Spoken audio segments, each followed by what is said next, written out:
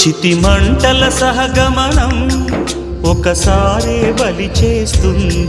పతి విడిచిన సతిగమనం ప్రతి నిమిషం రగిలిస్తుంది.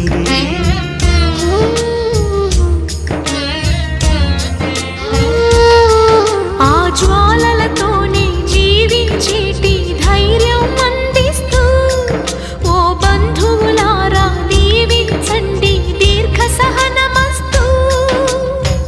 నువ్వు రామా మాంగల్యమా వివాహపు వేదికలో నిన్ను ముడేసిన నిన్నటి వేళ్ళకి విడాకుల వేడుకలో నేడు తెంపడం నేర్పడానికి.